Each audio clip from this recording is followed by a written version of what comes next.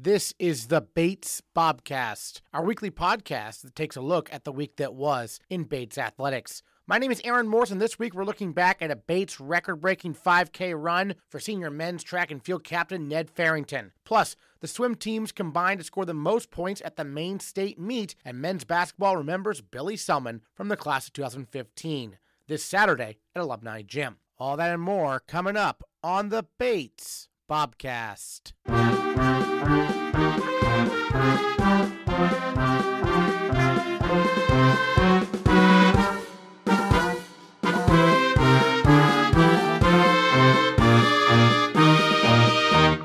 On Saturday, Bates men's track and field senior captain Ned Farrington ran the indoor 5K in 14 minutes, 21.13 seconds at the Sharon Collier Danville season opener held at Boston University, breaking a Bates school record formerly held by the late, great Jon Fitzgerald, which had stood since 1986. Competing against a field loaded with Division I talent, Farrington placed 11th out of 48 competitors in the field, and he is our male Bobcat of the week. Well, Ned, this school record has been around longer than I've been alive. It was set in 1986 by Jon Fitzgerald, and you broke it this past weekend. So take us through the race down there in Boston, transitioning from cross-country to track season in style there. Yeah, no, it's definitely one I've been eyeing for a while.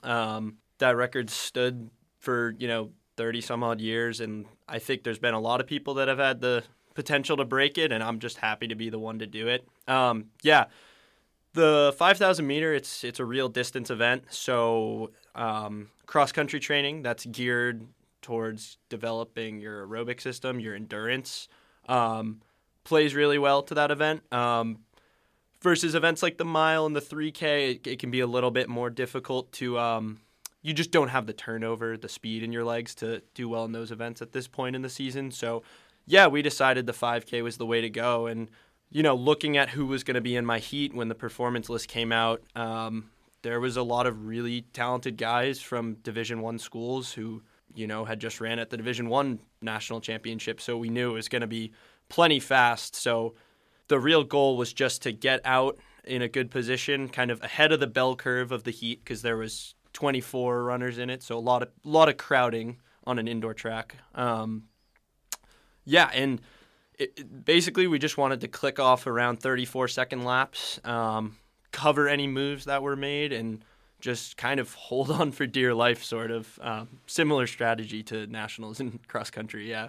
So a lot of Division I runners in your heat specifically. Yeah. A good amount of them, yeah. So is that a challenge to not be tempted to try to chase some of them down?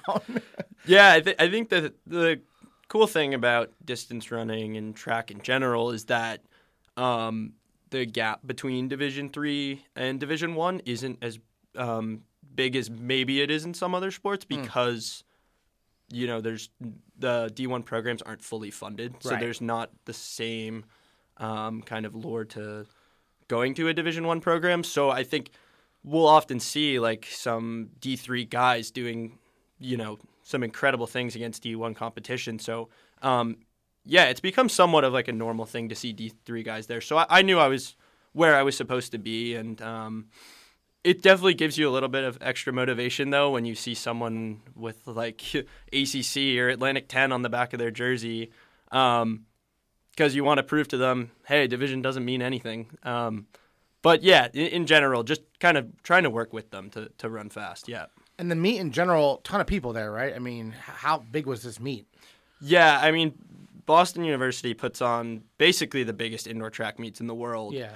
We're talking about maybe even tens of thousands of athletes at some of the meets they host. Maybe not this one, but right. Yeah, because of that, I wouldn't necessarily say there was thousands of fans, but there's at least thousands of people watching you because everyone's there to compete in different events throughout the day. So you get that big meet feeling, and yeah, you're able to compete really well with lots of adrenaline versus, if I compete at Bates, it's not going to be quite the same. So yeah. And then, we mentioned the record, Jon Fitzgerald unfortunately actually passed away this year. We did a tribute to him on the Bobcast and interviewed one of his teammates. And he was obviously a beloved, alum here at Bates. And so, obviously people are very, pleased that you were able to break this record, and it's almost kind of fitting, if you will, because it's kind of been a year where we've talked a lot about Jon. I mean, what does it mean to you to break this record in terms of, the history of this program and Jon specifically? Yeah, I think it was overall really special, and I felt really honored to be able to do it. I wrote a little bit on my Strava about kind of what it meant to me, but I think after listening to what Mark Hatch had to say on the Bobcast, I felt a lot of pride in our program, and it's kind of amazing because I never met Jon, but I still feel this like connection to him because we have this shared experience of Bates cross country, and I think it just shows overall that in like Bates sports, like if you're a Bates athlete, whether you've met the person or not, like we're all connected because we have this very, very unique experience at a school of 2,000 people being an athlete, in the same programs. And yeah, I think like those guys from the 80s deserve their respect. I mean, I think what Jon did running 14:24 with the shoes they were wearing, and I believe he did it at the Bates track in December, which is like going to be slower than the Boston University track. So I would say like what he did was more impressive, but also the way the sport works is like we evolve through technology. So from what I've heard about him, I know he would be happy to see the record broken, but obviously like they do deserve some respect for what they were doing. Oh, certainly. But we did talk about how, the sport has changed a lot and times have gone so fast because he was a national champion that year. And you think your time, which is the new record, might be good enough to get to nationals, but there's a long way to go, right? Yeah, I mean, it might not get me in. Last year it didn't. And, right. If things come back a little bit this year, it could get me in. But, I said that to Coach Feldman, and he was like, do you really think the times are going to get any slower? And I was like, well, yeah, probably not. So yeah, it's awesome to be in collegiate track right now with everything that's happening. I mean, at that meet, I watched someone come within 1 second of the Division I 3K record, and then later that night after we had left, someone absolutely shattered the 5K record, men's and women's. So records get broken like every day now. It's like doesn't even feel like a crazy thing anymore. So it's an exciting time to be in the sport. Yeah. Yeah, and for you, this was a 5K, but I know you've run the 3K here at Lost Success there. Are you going to be focusing mainly 5K, 3K going into January? What are your thoughts on that kind of? Yeah, that's a great question. I mean, we are going to play it a little bit by ear. Yeah. I think depending on how the training buildup goes in December, we'll make that decision. But right now, I talked to Coach, and I think we're leaning towards specializing sort of in the 3,000 so that I can kind of move up to the 5K if I need to, and then bump down to the mile because there is a mile leg on the distance medley relay. Oh, right, yeah. And we think we have a good shot at qualifying in that. So, yeah. Yeah, the distance medley relay, that's always a fun one. I mean, Bates has had a lot of success in that over the years. I mean, so you look forward to be part of that and hopefully, get a team to nationals because that's always adds an extra excitement to it when you have a relay, right? Totally. I mean, Ross Tejada ran 4:15 in December. I mean, that's hardly – breaking 4:20 in December is pretty unheard of. So we know, he's going to be a really strong 1,200 leg.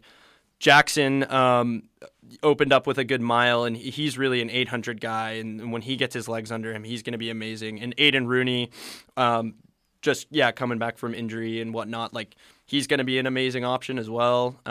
We've got some great 400 guys like Reuven right now who can fill that role. So we have a really strong potential there.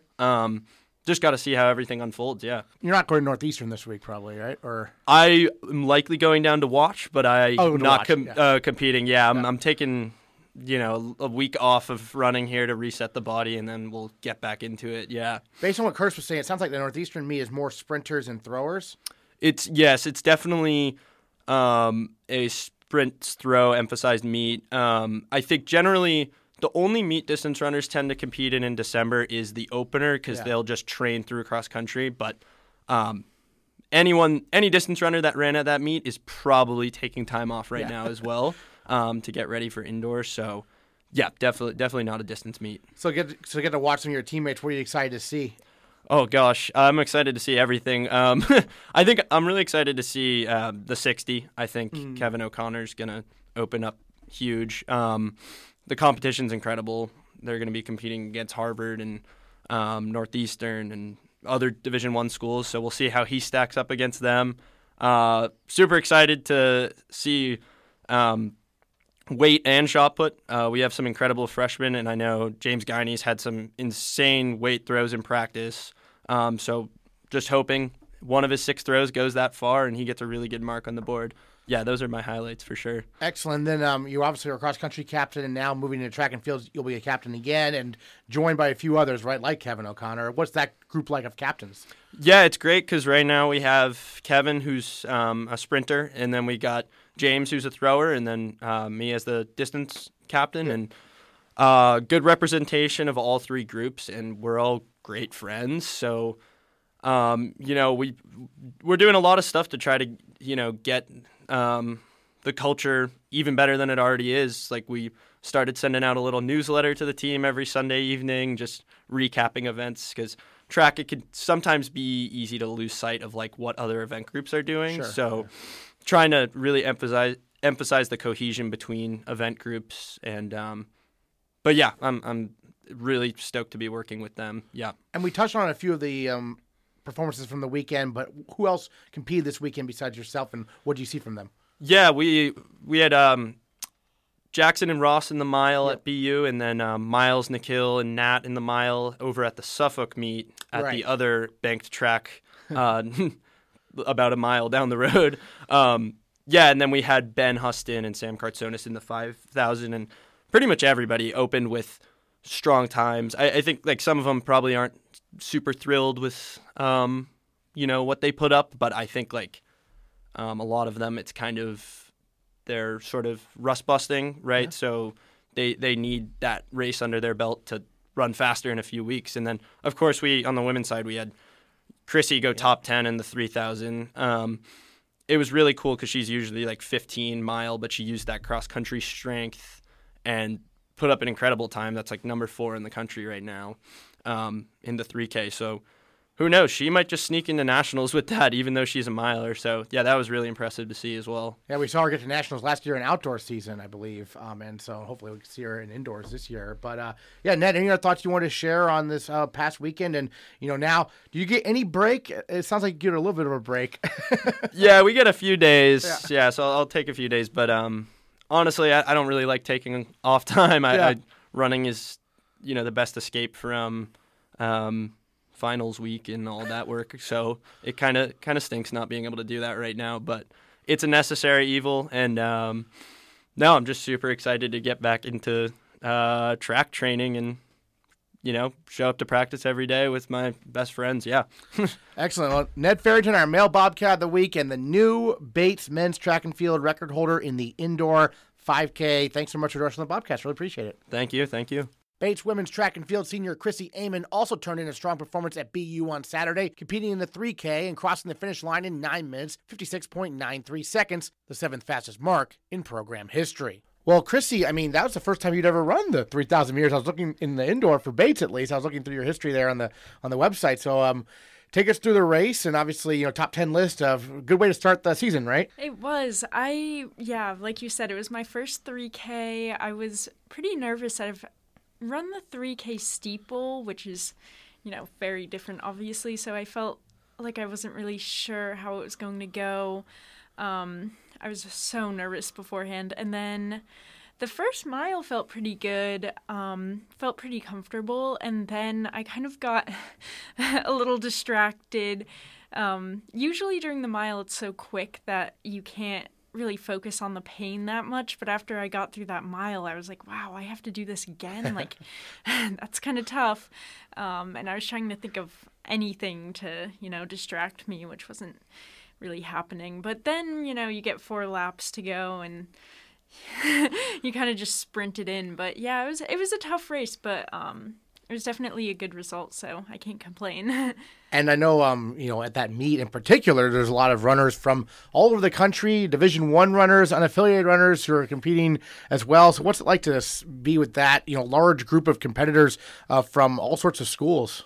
It's honestly so amazing because, first of all, at BU, the track itself and the other runners are going to get you to a fast pace, but it's also just incredible. I watched Parker Valby set the NCAA record in the 5K.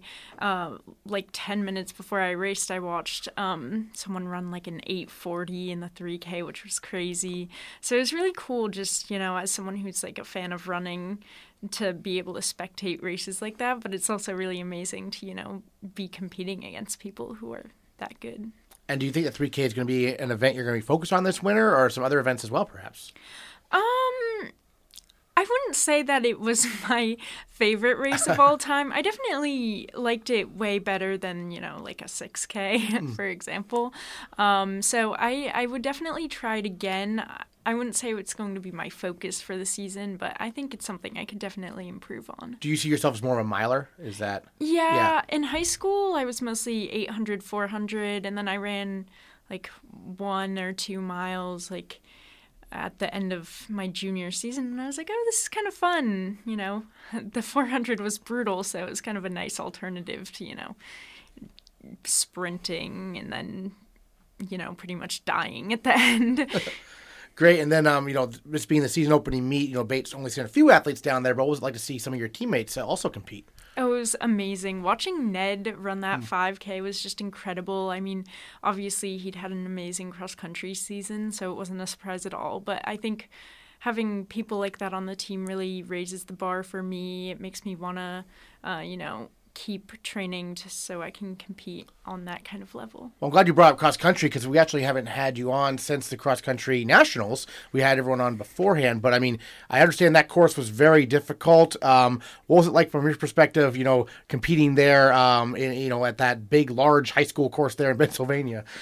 Well, it was really cool to go to nationals. I really I didn't have fun in that race, to be quite honest. I knew going in, I probably said it last time I was on here, that I am not a hill runner at all. So I knew that it was going to be a tough day for me, and it really was. Like, I think it's one of those things that you can't really, imagine how much pain you're going to be in until you're actually in it. And I remember getting to the last hill, and it was so steep, and I was like, okay, last hill ever, and then just got absolutely demolished on it. I, at the top, checked to make sure that I wasn't in dead last, because I wasn't sure that I was pretty much walking up that hill, so I was like, very well could have been passed by everyone in the field. But, it was great to have some good competition. I think it was a fun little team trip at the very least. So, well, as you said before, you don't necessarily enjoy cross country, but you enjoy the team dynamic of it, right? Yeah, I think that's really the only thing that got me through the season, to be honest. Cross country races for me are kind of just long and painful. So I think I probably wouldn't have finished like half the races I was in if I didn't have my teammates there getting me through it. So you're very happy for track season is what you're saying, basically. I'm very excited for track season. No hills or anything like that. So. No hills, just the bank track, which actually helps you not make me, slow down to basically walk. Excellent. Then I know the team will send a few different runners down to Northeastern this weekend. Ned said the distance runners like yourself probably won't be going, right? Is that fair? Yeah, I think all of us are either taking time off or getting back into base training, so I don't think anyone's going up to that. But I'm definitely excited to see how our sprinters do. I've been watching them train, so I think I expect the good things, and I'm excited to see how everyone does. So, yeah, you do get for yourself a little bit of a layoff in terms of competitions until January. And so how do you kind of maintain your sharpness heading into the primary part of the season coming up after the new year? Well, the winter's always hard for me. I hate the cold. So I usually run a lot on the treadmill, which people hate on me for, but whatever gets me out the door, honestly.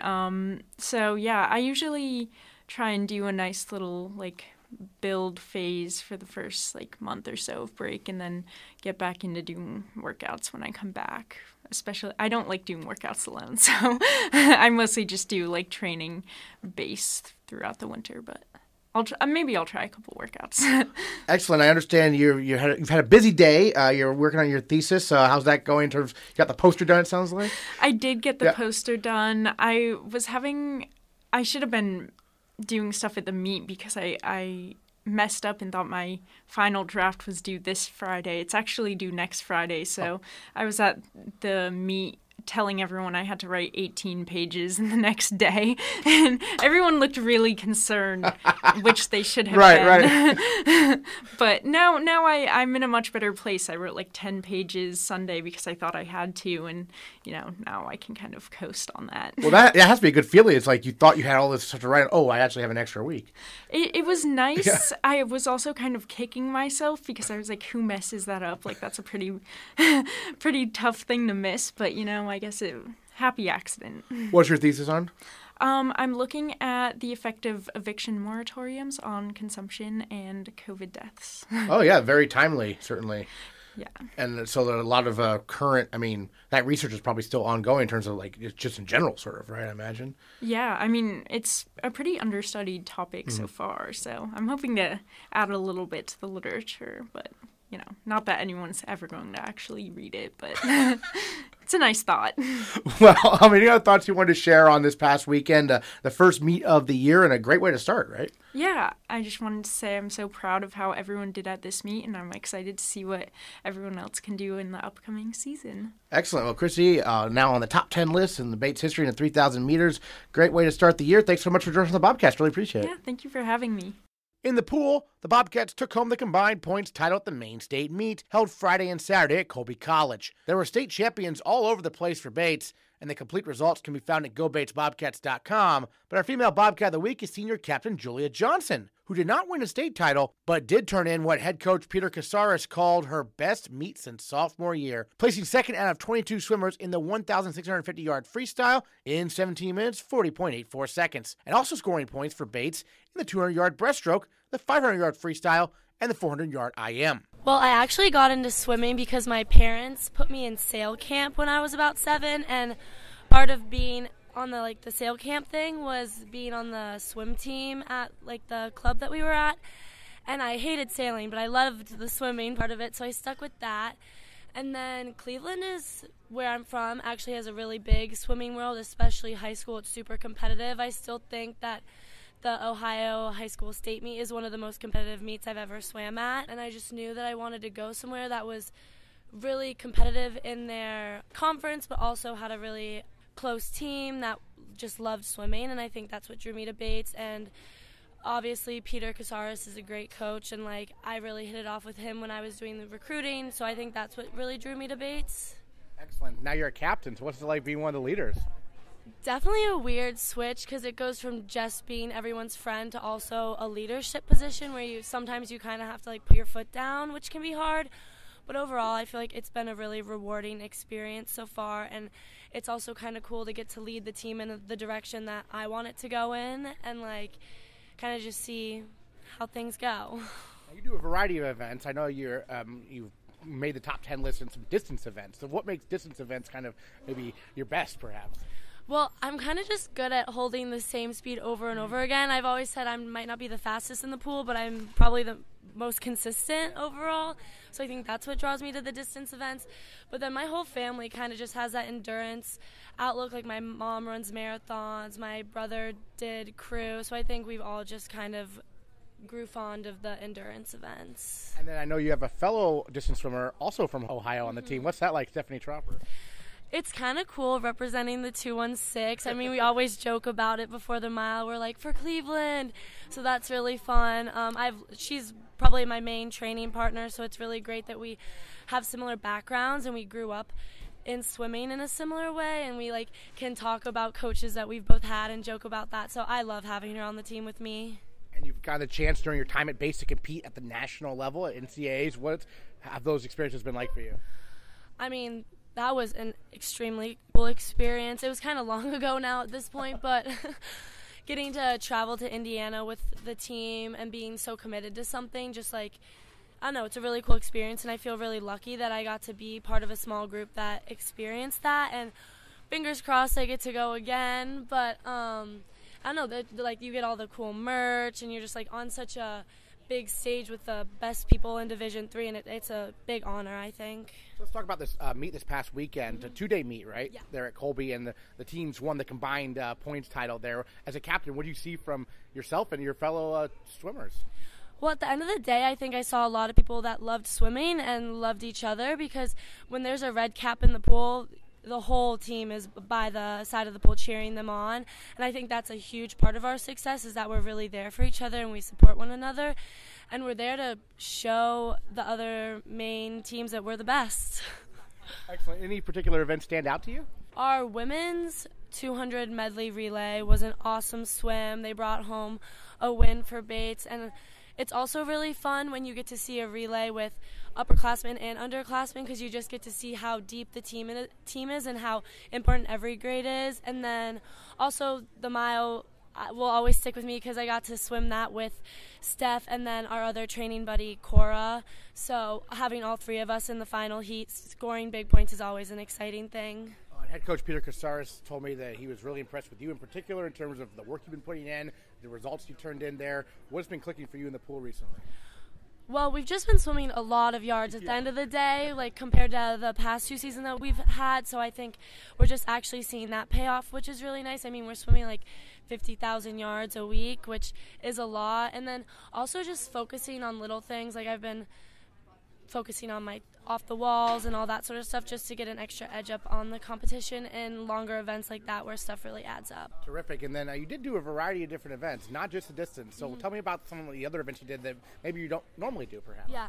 So I swam some IM events and some shorter events, which is usually not in my wheelhouse, but we've been training a little bit of IM mixed in there just because so much distance freestyle can get boring. So I honestly just do it to make swim meets more fun and not so monotonous. Yeah, it's just to make things more exciting, so I'm not just swimming back and forth freestyle the whole time. Excellent. I know you've got a training trip coming up, right, which is an annual event for Bates Swimming. What do you like most about it? Because I know a lot of swimmers really look forward to it every year. I mean, being in Florida in December is kind of hard to beat, because you're going from the Maine snow to like 85 and sunny, so that's always awesome. And then I also think it's a great opportunity for the team to really mix, because the freshmen, obviously we love them, but we don't know them as well as everybody else just because they're newer. So it's a really great opportunity, because all the rooms are mixed up by grades and everything, and we do this thing called mix-up dinners where you literally just like randomly assign people to groups and you go out for the night together, and like it's just a great opportunity for the team to bond and get to know each other better. And the roster size, it's over 20 athletes for each team, and so as a captain, how do you try to create those team bonding opportunities throughout the year, perhaps? Well, we try and have a lot of activities in the beginning of the year, like apple picking and stuff like that, and a scavenger hunt across campus. So we try and do that to make all the teams welcome. And then it's also just like sitting with them at meals at Commons and just, not just latching on to one person and just like, I might not think I have something in common with the freshman girl, but like, look at that. We share a professor and we can talk about that. And just like stuff like that where you can find little things to bond over, which I think really helps. Great. So as a senior, what are you studying here at Bates? I'm a psychology major. Excellent. Yeah. And where do you hope to take that kind of? Eventually down the lines, I love to be like a children's counselor or a family counselor for families with kids with special needs, because I have some connection to that with my family. So that's the end goal. I'm not totally sure how I'm going to get there yet. Probably do some work in schools and stuff like that, but still trying to figure that out for sure.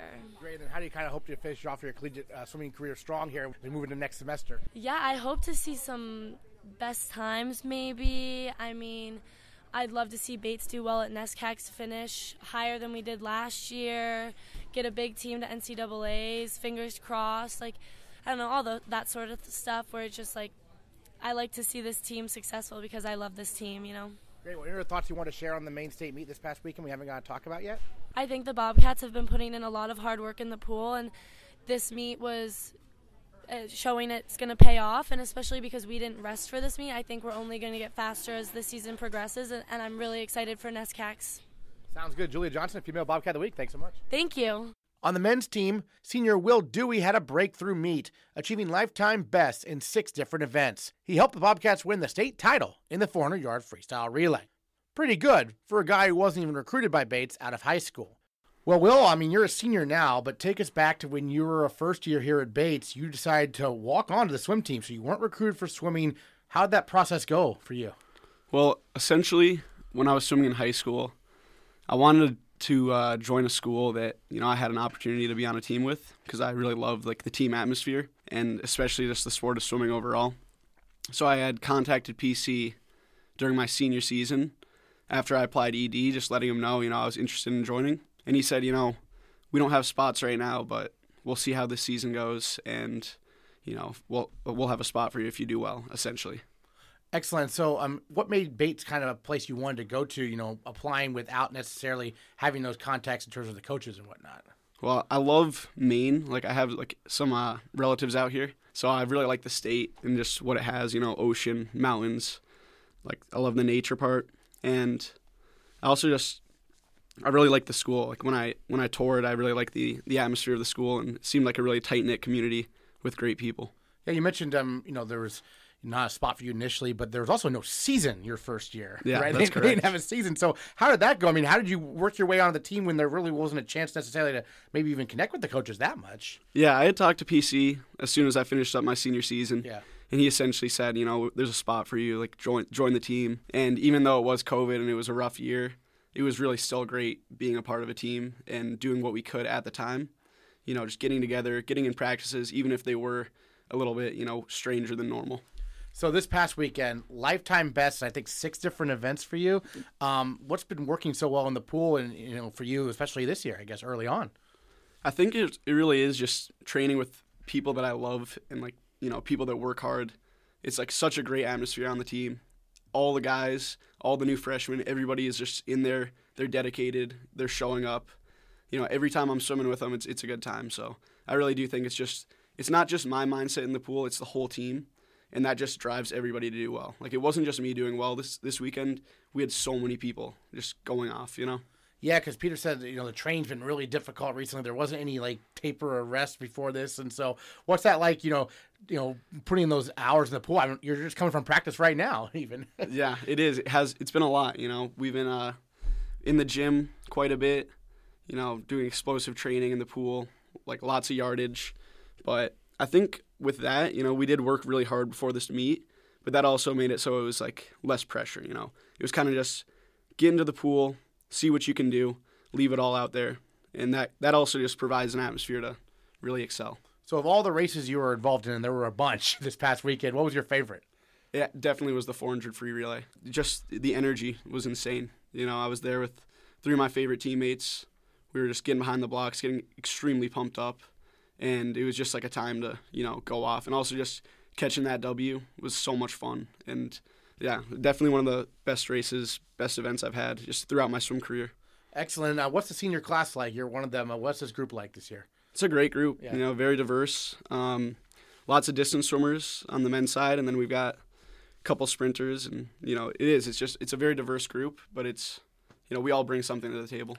How did you first get interested in swimming competitively? Because people learn to swim when they're a kid, but it takes another level to actually want to compete against people in the sport. So, what was it like for you getting involved from a competitive standpoint? Yeah, for sure. I was essentially kind of forced into it because my dad is a swim coach. Oh, okay. So I was swimming ever since I was born. Essentially, I was thrown in the pool as a baby, and I think around age 6, I joined a competitive team that my dad was coaching and joined varsity in 7th grade, and then did that throughout high school. And it's always been something that I've loved, even though it was, I was kind of forced into it.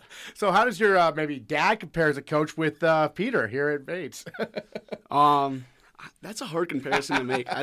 My dad is definitely a lot stricter, I think. Okay. But that also might be because he was my dad. Right. It's a hard comparison to make. Is there a lot more training at college level, or were you putting in this type of hours in high school also? Actually, back in high school, I would say club training was more intense. Oh, wow. Okay. But I will say it's a very different form of training. Right now, it's a lot more lifting, power-based. And I think right now, just considering where I'm at, I think it's more effective, especially focusing on sprint. I know we have the training trip coming up this month, and I know that's often a favorite of the swim team. What do you get most out of it? It's just a week of fun. You know, it's a lot of intense training, and we're beating the crap out of each other in the pool, out of the pool.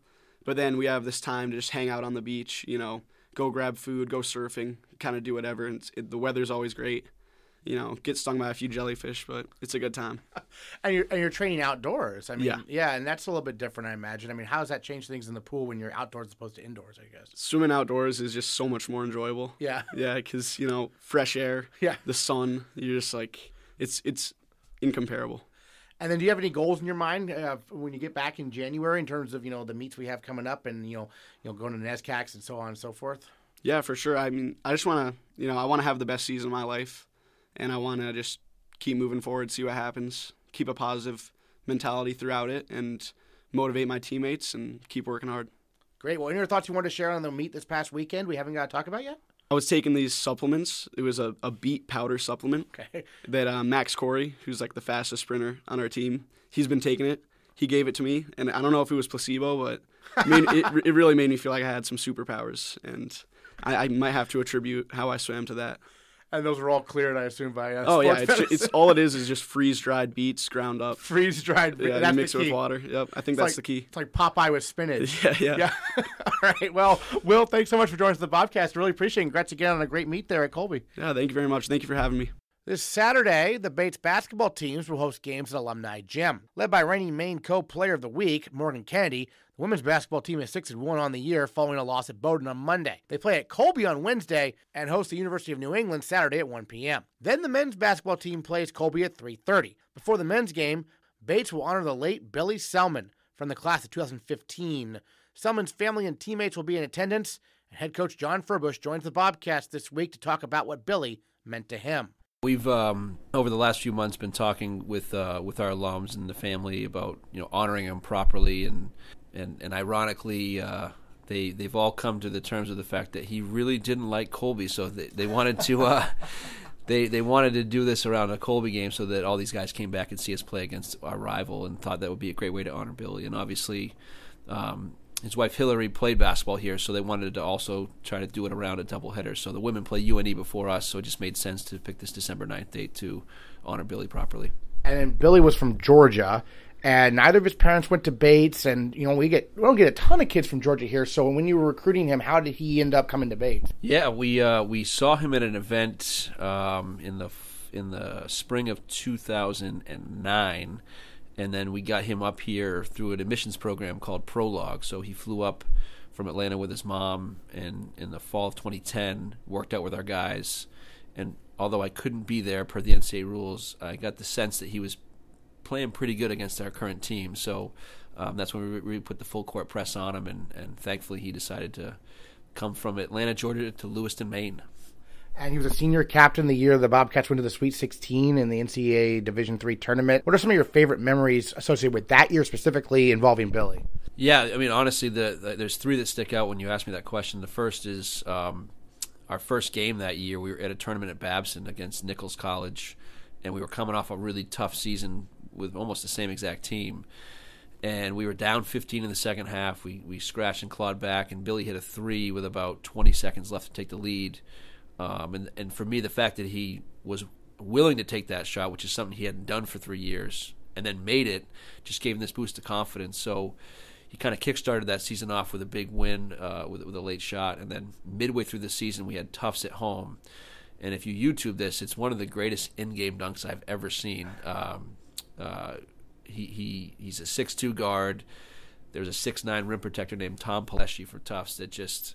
I think he was leading the nation in blocks at the time, and Billy kind of had a one-on-one situation, and he went up. And for 3 years, he had gone up a little bit soft and threw up this layup, and he just decided, I'm going to dunk it on this guy. And I had an outer body experience as a coach, not just because it was a big moment for us, but the fact that he made a big play, and all the coaching and the hard conversations really came through to him in that moment.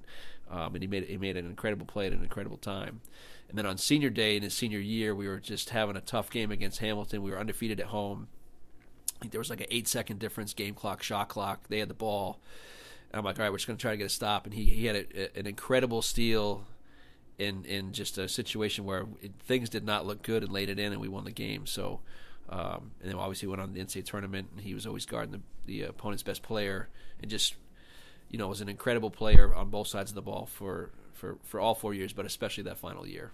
And then what does it mean to have literally the entire team, the Delpetuans are in Europe, but the entire team coming back for this? Well, I just think it speaks volumes about who he was and what he meant to everybody. And I think, but also we've always stressed the importance of culture and connectivity and relationship building. And in times, we something I always preach in when I coach these guys is that it's easy to be friends when it's 70 and sunny and things are going well, but you find out about the people you're around when you have hard times. And obviously this has been a really challenging time for myself and the program and a lot of his teammates, and the fact that all these guys are dropping everything they're doing in their world to come back and be part of this, I think just speaks volumes about the connectivity of our former players, and hopefully this will impact the current guys in the program. Well, and you mentioned his wife played basketball here as well, and so the women's basketball team is kind of connected to this also. So really, it's all of Bates basketball, right?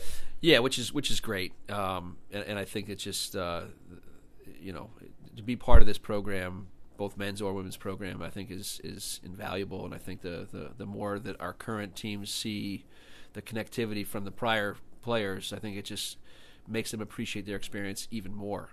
Yeah, I was going to follow up on that. The current team, what do you think they'll get from seeing, this ceremony and also the events we're going to have afterwards also? Yeah, I just think it'll show, there's times where I talk about former players, and I've been doing this long enough now that, I realize my current team has no idea who guys were from 10 years ago. So I think to get them back and to meet the team and spend some time with them, I think it'll just remind our current players of how special this experience is to be a college basketball player, and more specifically at Bates. So I just think it'll enhance the gratitude that both men's and women's players have for being here and be a part of something special, and I think it's a great way to sort of end the first semester and get people motivated for the NESCAC season. Great. What are your thoughts you wanted to share on Billy and on the event we have coming up here on Saturday? Yeah, I'm super grateful that his parents are flying up from Atlanta, and that his wife and daughter are coming down from Bangor, Maine to be part of this, and we really want to make sure that we're honoring him in a positive way. I think everyone's gone through that grieving process, and we want to make sure that now we're telling funny stories and representing Billy for who he was and what he would want us to remember him for. So I'm excited to be part of it. All right, Coach, thanks so much. Thanks, Aaron.